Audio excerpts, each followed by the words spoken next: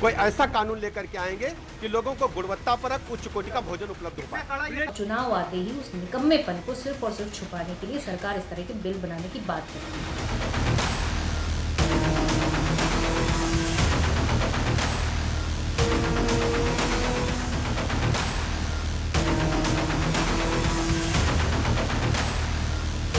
By आंख के ऊपर एक चोट थी और अंगूठों के नाखून के पास चोट थी।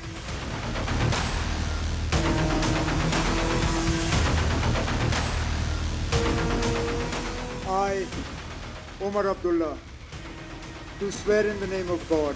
हमारा पूर्ण समर्थन है। हम मंत्रिमंडल में जाए ना जाए उससे कोई अंतर नहीं पड़ता है।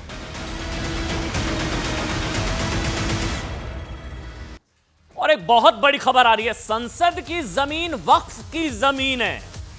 ये बहुत बड़ा दावा कर दिया बदरुद्दीन अजमल ने।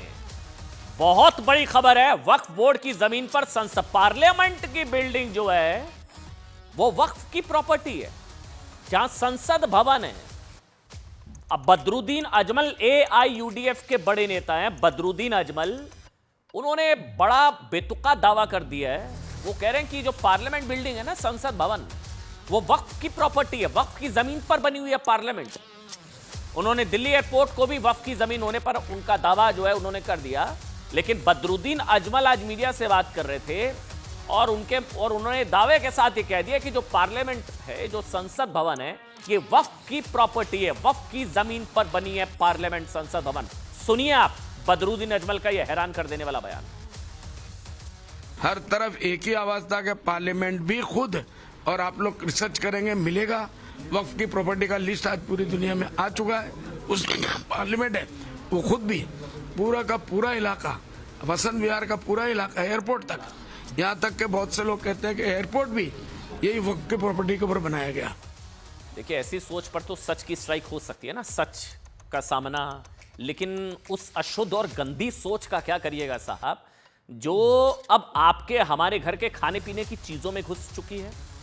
अभी तक तो क्या हो रहा था ना, सिर्फ दुकानों में खाने पीने की मतलब गंदगी की खबरें आती थी कि कहीं रोटी में किसी ने थूक लगा दिया या यूरिन वाला जूस किसी को पिला दिया, ये सारी खबरें आ रही थी। लेकिन अब हद ये हो गई है कि ये गंदी और घिनौनी सोच घर की बनी रोटियों में भी घुस गई है। उस पर योगी सरकार क्या कानून लेकर आ रही, क्या एक्शन, बात उसकी।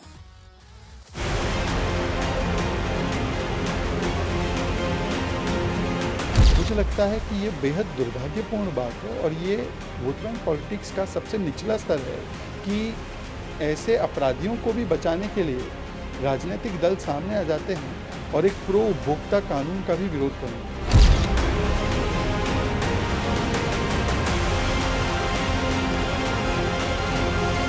ये सरकार का निकम्मापन है और चुनाव आते ही उस निकम्मेपन को सिर्फ और सिर्फ छुपाने के लिए सरकार इस तरह के बिल बनाने की बात करती है, कानून बनाने की बात करती है।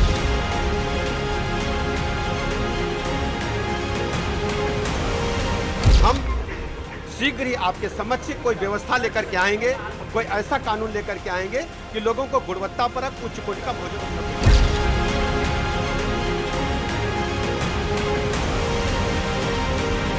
सरकार अपनी नाकामी छुपाने के लिए और जो मेन मुद्दे हैं उनसे भटकाने के लिए इस टाइप के बातों को प्रोपेगेंडा करने का काम करती है।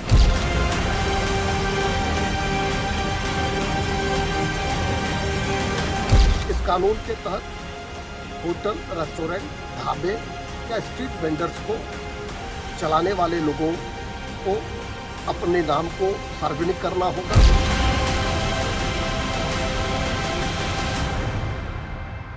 पहले तो ये चीज साफ और स्पष्ट कर देना बहुत जरूरी है साहब कि स्वच्छता का ना कोई धर्म नहीं होता।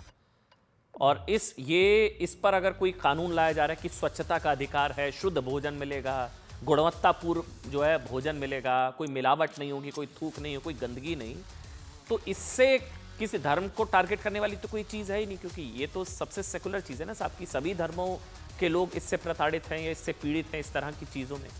सभी धर्म के लोग ऐसी चीज़ों के पीड़ित हैं, प्रताड़ित हैं या इन चीज़ों में सम्मिलित भी हैं। ये जो मामला, ये देखिए रीना है, ये जो मामला गाजियाबाद का है, आज ये पूरा दिन सुर्खियों में रहा। ये हाउसमेड है और ये यूरिन से आटा गूंथती हुई पकड़ी गई CCTV। तो बार बार ये चीज़ हम लगातार कहते रहे साहब कि इस तरह की जो चीजें हैं ना, इसका किसी धर्म के खिलाफ कुछ होता ही नहीं है। ये एक तरीके से सभी धर्म के लोग इन चीजों से पीड़ित हैं। सभी धर्म के लोग इन चीजों से पीड़ित हैं। देखिए, खाने पीने की चीजों में शुद्धता, शुद्ध खाने का अधिकार होना चाहिए ना साहब, और स्वच्छता हर भारतीय का अधिकार है, इर्रिस्पेक्टिव ऑफ हिज रिलीजन। हर भारतीय का अधिकार है।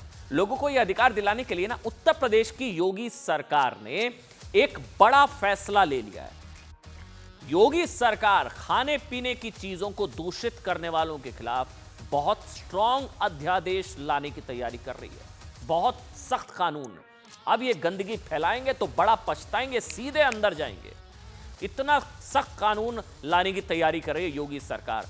यूपी में ये सब नहीं चलेगा। फिर सवाल उठता है, ये सब तो पूरे देश के लिए ऐसा कानून आना चाहिए ना। जो अध्यादेश या जो कानून योगी सरकार लाने की तैयारी कर रही है, फिर यूपी के बाहर अगर ये सब हो रहा है तो पूरे देश में इस तरह का कानून आना चाहिए ना, क्योंकि इस तरह का कानून लाने वाला यूपी एक इकलौता राज्य होने जा रहा है। तो पूरे देश में क्यों नहीं? ऐसा इसलिए क्योंकि देश में कभी थूक वाली रोटी की तस्वीरें, तो कभी वो जूस में यूरिन, लोग पकड़े जा रहे हैं साहब, ऐसा नहीं है। कभी लोगों को हार्पिक वाले गोलगप्पे, कभी अब योगी सरकार के इस अध्यादेश में क्या है, शुद्धता के लिए आने वाले अध्यादेश का भी अब इसका भी विरोध हो रहा है साहब। इसका भी विरोध हो गया, क्योंकि सियासत जो ना कराए सो कम। मैं आपको बताऊंगा। ये बताने से पहले ना आपको ऐसा करता हूं, जो लोग कहते हैं कि क्या जरूरत है इसकी, क्या योगी जी जो है ये कम्युनल फैसला, क्या जरूरत है, चुनाव आते हैं अब 10 सीटों पर उपचुनाव इसलिए कानून, जो लोग कह रहे हैं ना, मैं ना कुछ अलग अलग तस्वीरें आज सबसे पहले दिखाता हूं। यूपी नहीं, पूरे देश में ना, पूरे देश में हम मानते हैं कि शुद्धता के लिए, मतलब ये जो शुद्धता को लेकर एक युद्ध जो है ना वो बहुत जरूरी है। ऐसी गंदगी के विरुद्ध शुद्धता वाला युद्ध बहुत जरूरी है। अलग अलग जूस में थूक, रोटी में थूक, ग्रेटर नोएडा, देहरादून, मसूरी, उत्तराखंड, यूपी, जगह जगह साहब ये कुछ ही महीनों में अलग अलग तस्वीरें आई हैं। यहाँ पुलिस ने एक्शन लिया, धड़ल्ले से खुलेआम सब कुछ चल रहा है। सिर्फ यूपी क्यों, पूरे देश में होना चाहिए ना इस तरह का कानून। कानून का डंडा नहीं होगा खाना गंदा, होना चाहिए, बिल्कुल होना चाहिए। ये योगी स्ट्राइक क्यों, पूरे देश में इस तरह की स्ट्राइक होनी चाहिए। ऐसी गंदी घिनौनी सोच वाले लोगों के खिलाफ, ऐसी गंदी घिनौनी विकृत सोच वाले लोगों के खिलाफ तो कड़ी कानूनी कार्रवाई होनी चाहिए। लोग बच निकलते हैं, ये लोग बच निकलते हैं। मतलब इस खाने का पैसा भी दिया जाता है, सब कुछ है, कि शुद्ध खाने की गलतफहमी में दुकानदार को मतलब कहा जाता है कि ये मिला के खिला रहे हैं। क्या मिला के खिला रहे हैं? इन तस्वीरों को देखने के बाद ना लोग सोच रहे होंगे कि क्या खा रहे हैं और क्या नहीं। लेकिन यूपी में ये सब नहीं चलेगा। आप इस गंदी घिनौनी विकृत सोच की हद पार करने वाली ना आज एक तस्वीर आई। ये तस्वीर आप हैरान हो जाएंगे, आप हैरान हो जाएंगे। गाजियाबाद की तस्वीर है।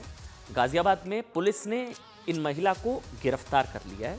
ये हाउसमेड, हाउस हेल्पर रीना इनका नाम है। एक ऐसी महिला को गिरफ्तार किया, रीना, जो घर में घरेलू सहायिका का काम करती थी। ठीक, आरोप है कि रीना नाम की ये महिला उस घर में आटा गूंथने के लिए पानी की जगह यूरिन का इस्तेमाल करती। मुझे कहते हुए भी हिचकिचाहट हो रही है, लेकिन ये मामला सामने आया, पुलिस ने एक्शन लिया, सीसीटीवी लगा हुआ था, मामला पकड़ में आ गया। यूरिन वाली रोटियां खिलाती हुई पकड़ी गई ये महिला गाजियाबाद। लोग कहते हैं क्या जरूरत है कानून की। अब इस घटना का पता तब चला जब परिवार ने अपने चोरी का शक हुआ तो सीसीटीवी लगवा लिया। किचन के ऊपर लोग सीसीटीवी लगवा लेते हैं और सीसी कैमरे में रीना अपने यूरिन से आटा गूंथते हुए दिखाई दी। खास बात यह है कि रीना उस परिवार के घर में 8 साल से काम कर रही थी। 8 साल, कई सालों से पूरा परिवार लीवर की बीमारी से पीड़ित था। पहले परिवार को लगा कि ये मतलब जो है आम संक्रमण है, लेकिन सेहत में सुधार नहीं हुआ तो उन्हें शक हुआ कि उनके खाने में शायद गंदगी तो नहीं परोसी जा रही। चोरी का भी शक हुआ। इसके बाद जब रीना पर नजर रखी गई तो पता चला साहब कि पूरे परिवार को यूरिन वाली रोटी खिलाई जा रही थी। पूछताछ में रीना ने बताया कि वो ऐसा कर रही थी। उसने बताया वो ऐसा इसलिए कर रही थी क्योंकि उसे छोटी छोटी गलती पर ना गलत कह दिया जाता था, मतलब भला बुरा कह देते थे, डांट देते थे, और इसी से नाराज होकर उसने घिनौनेपन की हद पार कर दी। देखिए, आज एक तो ये तस्वीर हो गई, आज घिनौनेपन की ना एक और दूसरी तस्वीर झारखंड के गढ़वा से आई। अब ये देखिए, यहाँ लोगों ने कुछ ऐसे मतलब लोगों को पकड़ लिया जो गोलगप्पे के आटे को पैरों से गूंथ रहे थे। लोग कहते हैं कि क्या ज़रूरत है शुद्धता वाले कानून की, योगी जी तो है ना ये चुनावों के चक्कर में, सर चुनाव हो ना हो हमें तो स्वच्छता का अधिकार चाहिए साहब, सबको चाहिए और पूरे देश में चाहिए। योगी मॉडल तो पूरे देश में लागू होना चाहिए स्वच्छता के मामले में। स्वच्छता वाला जो योगी मॉडल है ना, जीरो टॉलरेंस, अब नहीं चलेगा साहब, गंदगी फैलाएंगे और सीधे अंदर जाएंगे। स्वच्छता वाले स्वराज की जरूरत है आज देश में। मतलब इस बात का वीडियो वायरल होने के बाद जब लोग दुकान पर पहुंचे ना, तो ऐसी बात पता चली कि आप सन्न रह जाएंगे। पता चला कि गोलगप्पे के आटे को पैरों से गूंथने वाले लोग गोलगप्पे के पानी में टॉयलेट साफ करने वाला हार्पिक और यूरिया मिला रहे थे, और ऐसा ये गोलगप्पे का स्वाद बढ़ाने के लिए लोग कर रहे थे। और आगे चलिए एक और दिखाते हैं आज आपको। एक तीसरी तस्वीर है सहारनपुर, ये देखिए सहारनपुर, जहाँ के एक होटल में, ये ऐसी तस्वीरें तो बस लोकेशन नीचे जो लोकेशन चल रहा है ये बग, इसको बग कहते हैं लोकेशन, ये लोकेशन बग बदल जाता है, बस ये तस्वीरें सेम ही रहती है। कभी कहीं से कभी उत्तराखंड से आती हैं, कभी यूपी से, कभी बिहार, जगह जगह से आती हैं। अब ये नहीं, ये सहारनपुर का लेटेस्ट मामला, एक होटल के कर्मचारी का रोटी पर थूक लगाकर तंदूर में सेकने का वीडियो वायरल हो गया, सोशल मीडिया पर हो गया, जिसके बाद लोगों ने हंगामा मचा दिया। भीड़ ने आरोपी और होटल मालिक के खिलाफ कड़ी कानूनी कार्रवाई की मांग की। पुलिस ने भी वायरल वीडियो के आधार पर आरोपी को हिरासत में ले लिया, पकड़ लिया। मामले की जांच शुरू कर दी गई है। अब देखिए इस चीज को समझिए, इन तस्वीरों को देखकर आप भी हैरान, परेशान, गुस्से में होंगे कि सब क्या है साहब, क्या हो रहा है ये सब। सवाल पूछ रहे होंगे ना आप कि आखिर ऐसे लोगों पर कड़ी कार्रवाई क्यों नहीं होती, लोग बच जाते हैं, छूट जाते हैं, निकल जाते हैं। आखिर सरकार क्या कर रही है? भाई योगी की सरकार तो कर रही है, कहने में कोई हिचकिचाहट नहीं है। योगी सरकार एक बहुत सख्त कानून लाने जा रही है ऐसे लोगों के खिलाफ। इस सवाल का जवाब योगी सरकार के प्रस्तावित कानून में है। योगी आदित्यनाथ सरकार 2 नए अध्यादेश लगाने की तैयारी में है। इसमें खाने पीने की चीजों में थूकने या फिर दूषित करने वालों के खिलाफ सख्त सजा का प्रावधान है। नए कानून में ग्राहक को यह अधिकार भी मिलेगा साहब कि वो होटल या रेस्टोरेंट में पूछ सकता है कि उन्हें जो परोसा गया है उसे बनाने में क्या क्या इस्तेमाल किया, बताना पड़ेगा रेस्टोरेंट ओनर को। यूपी में योगी सरकार इसके लिए 2 अध्यादेश लाने जा रही है। पहला, छद्म एवं सौहार्द विरोधी क्रियाकलाप निवारण एवं थूकना प्रतिषेध अध्यादेश, थूकना प्रतिषेध अध्यादेश 2024 पहला। दूसरा, prevention of contamination in food, ठीक, कंज्यूमर राइट टू नो अध्यादेश 2024। आपके पास अधिकार होगा जानने का, ठीक। योगी सरकार के इस नए अध्यादेश में ऐसा करने वालों के खिलाफ न सिर्फ सख्त और कड़ी कार्रवाई की जाएगी बल्कि ग्राहकों को भी खास अधिकार देने पर जोर दिया गया है, जिसके मुताबिक अब सुनिए क्या क्या है। ऑर्डर के बाद भी खाना पसंद नहीं आने पर इनकार करने का अधिकार, ठीक। खाना बनाने में इस्तेमाल चीजों के बारे में जानने का अधिकार। क्या डाला है भाई बताइए? खाने में जरा भी शक होता है ना, जरा सा भी डाउट हो, पुलिस को शिकायत कर सकते हैं आप, अधिकार। अब आपको इस प्रस्तावित अध्यादेश की बड़ी बातें भी जाननी चाहिए, जिसमें कहा गया है कि खाद्य सामग्री के विक्रेता को साइन बोर्ड लगाना जरूरी होगा। नेम प्लेट विवाद शुरू होता ना कांवड़ यात्रा के दौरान, साइन बोर्ड लगाना पड़ेगा, ठीक, जरूरी होगा। काम करने वालों को अपना पहचान पत्र लगाना होगा, अपनी असली पहचान बतानी होगी, ठीक। भोजन पकाते और परोसते वक्त सिर ढकने के साथ मास्क, दस्ताना, हाइजीन का ध्यान रखना पड़ेगा साहब। यूपी में नहीं चलेगा अब ये सब, योगी के राज में ये सब नहीं चलेगा, ठीक। चौथा, किचन और डाइनिंग एरिया में सीसीटीवी लगाना होगा और फुटेज रखनी होगी। साथ ही खाद्य प्रतिष्ठानों को तय करना होगा कि वहां कोई दूषित खाना ना हो।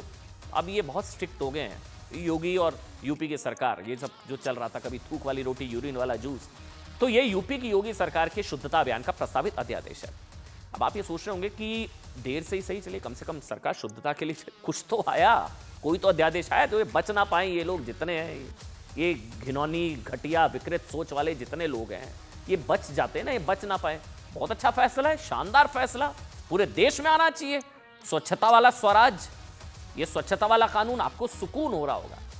लेकिन आप सोच रहे हैं कि शुद्धता वाला ये अध्यादेश सबको खुश करने वाला भी है। आप गलत है साहब। पॉलिटिक्स, राजनीति के लिए ना आपकी सेहत और शुद्धता से बढ़कर जरूरी ये है कि सियासत शुद्ध हो, और ऐसे ही अब शुरू हो चुका है। सुनिए। ये मसला किसी एक पक्ष, धर्म या बिरादरी से जुड़ा हुआ नहीं है, और इसको दूसरा रंग दिया जाए तो अलग बात है। और ख़ास तौर से बल्कि सरकार अपनी नाकामी छुपाने के लिए और जो मेन मुद्दे हैं उनसे भटकाने के लिए इस टाइप के बातों को प्रोपेगेंडा करने का काम करती है।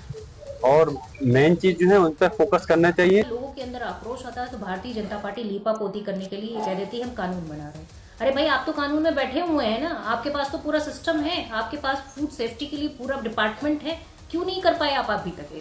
ये सरकार का निकम्मापन है और चुनाव आते ही उस निकम्मेपन को सिर्फ और सिर्फ छुपाने के लिए सरकार इस तरह के बिल बनाने की बात करती है, कानून बनाने की बात करती है। हमारी सरकार उत्तर प्रदेश के सभी लोगों के लिए गुणवत्तापरक भोजन सामग्री उपलब्ध हो, कहीं उसमें कोई मिलावट ना हो, या जिस ढंग से वीडियोज में दिखाया गया है कोई थूक रहा है, कोई गलत तरीके से उसका मिश्रण कर रहा है, वो बिल्कुल भी उचित नहीं है सेहत के लिए और हानिकारक होने के साथ साथ हमारे संस्कारों के भी खिलाफ है। तो हम शीघ्र ही आपके समक्ष कोई व्यवस्था लेकर के आएंगे, कोई ऐसा कानून लेकर के आएंगे कि लोगों को गुणवत्तापरक उच्च कोटि का भोजन उपलब्ध हो पाए।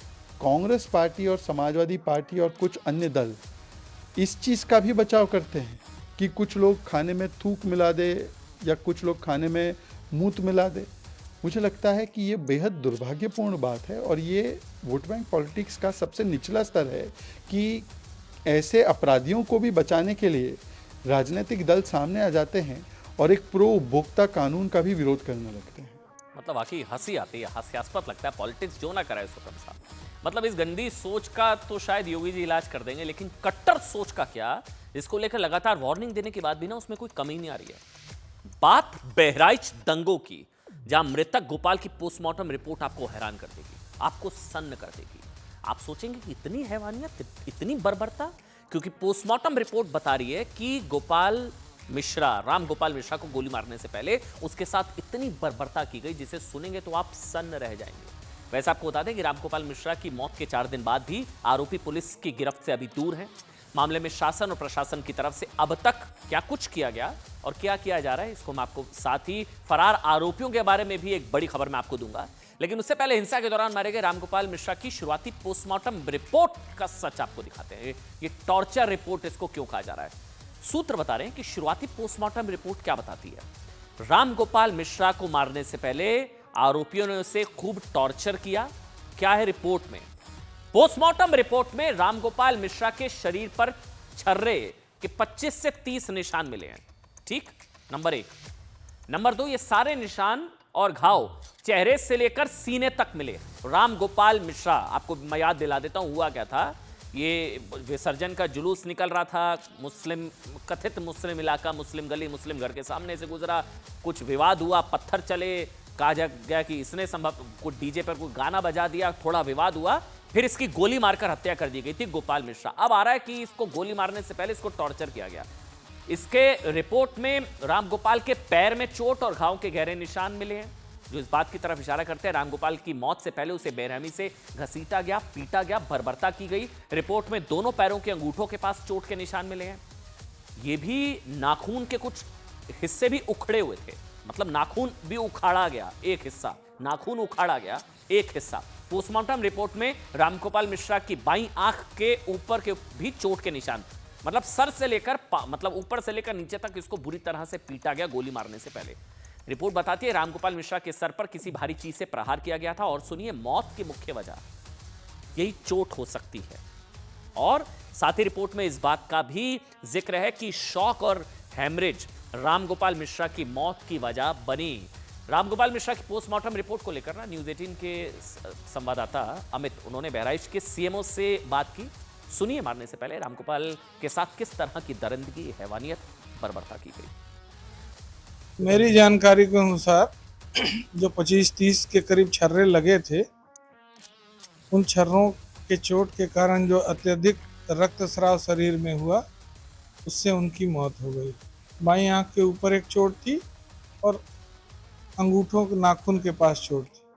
हाथ के नाखून थे या पैर के नाखून, जो बिग टो होता है, बड़ा अंगूठा जिसको कहते हैं, पैर के दोनों अंगूठे में चोट थी। पूरे नाखून नहीं निकले थे, थोड़ा सा गायब था पैर में। और बाएं आंख के ऊपर ललाट में एक चोट थी जो कोई हार्ड ब्लंट ऑब्जेक्ट से लगी प्रतीत होती थी।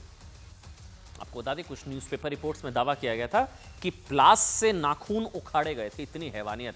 अभी सीएमओ साहब बता रहे हैं कि नाखून का एक हिस्सा गायब था, नाखून का हिस्सा गायब था, उखाड़ने की संभवतः कोशिश हुई। कुछ लोग कह रहे थे ना कि गाना कौन सा बज रहा था, वो देखने की जरूरत है।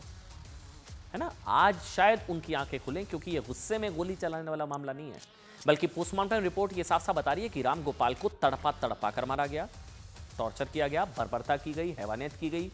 ये कोई अचानक हुई फायरिंग, गुस्से में फायरिंग होगी, गाना गलत बज रहा था, फायरिंग कर दिया, ऐसा नहीं था। पूरे प्लान तरीके से, मतलब सोचिए, बहुत ही सोच समझकर बेरहमी के साथ संभवतः राम गोपाल की हत्या की गई। वहीं हत्या के 4 दिन बाद भी राम गोपाल मिश्रा की हत्या के आरोपी फरार हैं। हत्या के इस मामले में कुल 6 लोगों को आरोपी, नामजद आरोपी बनाया गया है।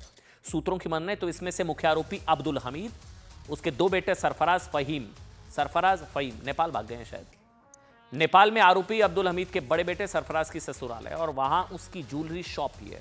पुलिस को शक है कि तीनों आरोपी नेपाल में छिपे हैं, जिनकी तलाश की जा रही है। बहराइच में वारदात और हिंसा वाली जगह नेपाल से मात्र 60 किलोमीटर की दूरी पर है, शायद नेपाल भाग गए आरोपी। वहीं इलाके में इंटरनेट सेवा अब भी बंद है, हर तरफ सन्नाटा पसरा हुआ है, टेंशन है। पूरे इलाके में भारी संख्या में पुलिस बल अब भी तैनात हैं। कुल 3 एफआईआर दर्ज की गई हैं, 3 एफआईआर, 50 आरोपियों की गिरफ्तारी हो चुकी है। इसके साथ ही इलाके के सर्कल ऑफिसर, थाने के इंस्पेक्टर, चौकी इंचार्ज को सस्पेंड किया जा चुका है। आगे बढ़ेंगे। आज की एक और बड़ी खबर, जम्मू कश्मीर में सरकार, उमर सरकार, कांग्रेस बाहर। क्यों कांग्रेस विहीन सरकार बन गई, बताइए। जम्मू कश्मीर में जीत का जश्न मना रही कांग्रेस क्यों सरकार से बाहर हो गई, जिसको लेकर बीजेपी हमला करी है कि क्षेत्रीय पार्टियां भी अब कांग्रेस को उसकी जगह दिखा रही है।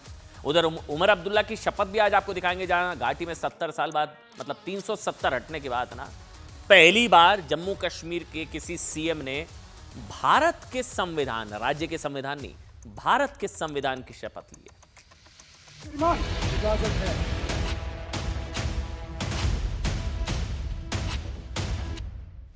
I, Omar Abdullah, do swear in the name of God that I will bear true faith and allegiance to the Constitution of India, that I will uphold the sovereignty and integrity of India. लोगों को तकलीफ हुई है 2019 5 अगस्त के फैसले से, उसके बारे में सबसे पहला रेजोल्यूशन पास करेगी कि हम उस फैसले को कंडेम करते हैं। बहुत जरूरी था और अधिकार मिलना इससे भी जरूरी है। इस डेमोक्रेसी को जिंदा रखने के लिए और संविधान के तहत सरकार चलाने के लिए ये एक मौका मिला है। हम जरूर इसको स्टेटहुड दिला के रहेंगे।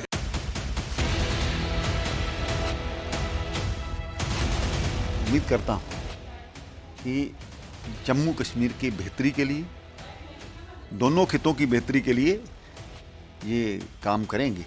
आंटू का ताज है, अल्लाह करे ये कामयाब हो और लोगों की उम्मीदें पूरी हों, यही मेरा पैगाम है।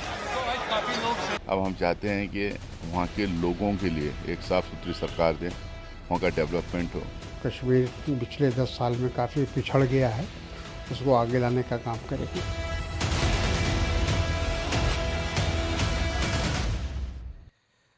एक बड़ी खबर है, अभी ये खबर आपको बताने से पहले ये खबर बता दें, यहाँ पर आचार्य प्रमोद कृष्णम ने अभी एक पोस्ट किया है। आचार्य प्रमोद कृष्णम ने कहा है कि ये तो बड़ी तौहीन है, संतरी भी नहीं बनाया। दरअसल उन्होंने ये तंज कसा है कांग्रेस पर कि जम्मू कश्मीर सरकार में जो है सरकार का गठन हो गया और यहाँ पर जो है कांग्रेस को संतरी भी नहीं बनाया। कांग्रेस की इतनी तौहीन। दरअसल खबर को समझिए, हुआ क्या है। आज जम्मू कश्मीर में इंडिया अलायंस की सरकार तो बन गई, उमर अब्दुल्ला भी दूसरी बार जम्मू कश्मीर के मुख्यमंत्री बन गए। सवाल है कि नेशनल कॉन्फ्रेंस के साथ चुनाव लड़ने के बावजूद कांग्रेस कहाँ है? कांग्रेस क्यों नहीं सरकार में शामिल हुई? साथ में चुनाव लड़ा, गठबंधन था, प्री पोल अलायंस था। कांग्रेस बाहर। कांग्रेस का उमर सरकार से बाहर होना या बाहर से समर्थन देना मतलब क्या गठबंधन में खटपट की आहट है? मतलब आप इस चीज को सोचिए कि जो कांग्रेस जम्मू कश्मीर में सरकार बनाने का जश्न मना रही थी कि हमारी सरकार बनेगी, जम्मू कश्मीर में सरकार बन गई, सरकार में शामिल ही नहीं हुई या होने नहीं दिया उमर अब्दुल्ला ने, हमें नहीं पता। बीजेपी तंज कस रही है कि देखिए क्षेत्रीय पार्टियां, रीजनल पार्टीज भी कांग्रेस को उसकी जगह दिखा रही है। ये हाल हो गया कांग्रेस का। आचार्य प्रमोद कृष्णन ने अभी पोस्ट किया, वो कह रहे हैं इतनी तौहीन कांग्रेस की, मतलब कुछ नहीं, मंत्री संतरी कुछ नहीं दिया। सवाल पूछे जा रहे हैं साथ, क्योंकि जम्मू कश्मीर में नेशनल कॉन्फ्रेंस और कांग्रेस एक साथ मिलकर चुनाव लड़े थे, प्री पोल अलायंस था मिलकर, उमर अब्दुल्ला, राहुल गांधी, ठीक। राज्य की 90 सीटों में दोनों के बीच 83 सीटों पर अलायंस हुआ था। आज गठबंधन की सरकार बन गई उमर अब्दुल्ला दूसरी बार सीएम बन गए राज्य के। वो कह रहे हैं कि टकराव नहीं, मिलकर जो है सरकार चलाई जाएगी, केंद्र से टकराव नहीं होगा, तालमेल बनाना होगा। इनकी भी भाषा थोड़ी थोड़ी बदली है। 370 को लेकर भी संभवतः थोड़े से उन्होंने अपने रुख थोड़े डाइल्यूट किए उमर अब्दुल्ला ने, शायद ये बात खटक रही है। राज्य में गैर बीजेपी सरकार में पहली बार एक हिंदू को उप मुख्यमंत्री बना दिया गया है। उमर अब्दुल्ला कैबिनेट में हर समीकरण को जगह दी गई है, इसमें मानने में कोई हिचकिचाहट नहीं। हर क्षेत्र को प्रतिनिधित्व मिला है। अगर किसी को कुछ नहीं मिला, कांग्रेस, यानी कि सरकार के शपथ ग्रहण समारोह में नेशनल कॉन्फ्रेंस के साथ राहुल गांधी, प्रियंका जी, कांग्रेस के अध्यक्ष मल्लिकार्जुन खड़गे जी दिखे, लेकिन सरकार में कांग्रेस का कोई प्रतिनिधि नहीं, बाहर से समर्थन बताया जा रहा है। कांग्रेस का कहना है कि पार्टी ने उमर सरकार में शामिल ना होने का फैसला इसलिए किया क्योंकि कांग्रेस जम्मू कश्मीर को स्टेटहुड का दर्जा वापस नहीं मिलने से नाखुश है, इसलिए कांग्रेस उमर कैबिनेट में शामिल नहीं हुई। तो क्या कांग्रेस ये कहना चाहती है कि उमर अब्दुल्ला स्टेटहुड ना मिलने के बाद भी खुश है? क्या कांग्रेस उमर अब्दुल्ला पर हमला बोल रही है? वो तो सीएम बन गए, कांग्रेस शामिल नहीं हुई ये कहते हुए कि बताया कि भाई स्टेटहुड नहीं मिला। हालांकि बताया जा रहा है कि मामला कुछ और है। संभवतः सूत्र बता रहे हैं कि नेशनल कॉन्फ्रेंस कांग्रेस को प्रदर्शन के मुताबिक सिर्फ एक मंत्री पद देना चाहती थी, सिर्फ एक मंत्री पद। ठीक, कांग्रेस 2 मंत्री पद मांग रही थी, इसलिए सहमति नहीं बनी, कांग्रेस सरकार से बाहर हो गई। इसी वजह से सवाल उठाए जा रहे हैं कि क्या नेशनल कॉन्फ्रेंस और कांग्रेस में सब ठीक है? बीजेपी लगातार तंज कस रही है, बीजेपी लगातार हमले बोल रही है कि निर्दलीय 7 सीटें जीत गए। अमित मालविया का पोस्ट है कि वो कांग्रेस 6 सीटें जीती, जहां अलायंस था जिन सीटों पर, उनमें कांग्रेस से ज्यादा निर्दलीय जीत गए।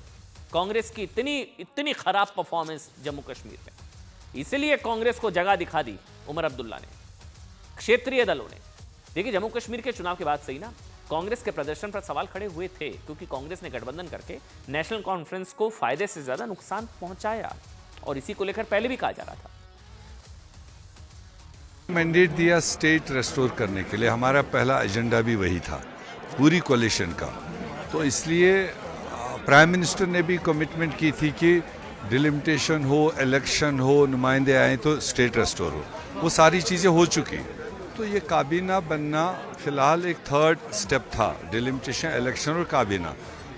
हम चाहेंगे कि prime minister as early as possible अवामी मैंडेट को रेस्पॉन्ड करे, स्टेट को रेस्टोर करे, उसका वेट करेंगे, देखते हैं वो क्या कहते हैं। केंद्र में जो हमारी लीडरशिप है उसने कुछ सोच समझ के फैसला लिया होगा और उनको समर्थन दिया है, लेकिन हमारा पूर्ण समर्थन है। हम मंत्रिमंडल में जाएं ना जाएं उससे कोई अंतर नहीं पड़ता है।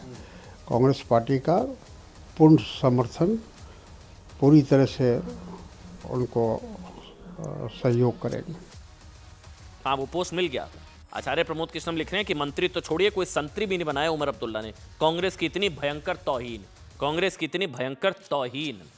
अब आपको ना जम्मू कश्मीर में एक और बहुत बड़े बदलाव की तस्वीर में दिखाने जा रहा हूं। ये फर्क उन लोगों को खास तौर से देखना चाहिए जो कहते हैं ना कि क्या बदला 370 की समाप्ति से क्या बदला जम्मू कश्मीर में। सबसे बड़ा बदलाव यह है कि 370 की कसमें खाने वाले नेता अब देश के संविधान की कसमें खा रहे हैं। शपथ भारत के संविधान की, कॉन्स्टिट्यूशन ऑफ इंडिया। ये बात बताने के लिए ना मैं आपको 13 साल पुराना उमर अब्दुल्ला का शपथ समारोह दिखाऊंगा। 2019 में जब उमर अब्दुल्ला पहली बार मुख्यमंत्री बने थे तो उन्होंने देश के संविधान नहीं, राज्य के संविधान की शपथ ली थी। और 370 अनुच्छेद 370 की समाप्ति के बाद जब अब्दुल्ला दूसरी बार मुख्यमंत्री बने तो उन्होंने देश के संविधान की शपथ ली है। कुछ लोगों की नजर में छोटा सा फर्क हो सकता है, लेकिन असल में ये बहुत बड़ा बदलाव है। सुनिए। I, Omar Abdullah, do swear in the name of God, that I will bear true faith and allegiance, to the Constitution of the state as by the law established, that I will uphold the sovereignty and integrity of India, I, Omar Abdullah, do swear in the name of God that I will bear true faith and allegiance to the Constitution of India as by law established, that I will uphold the sovereignty and integrity of India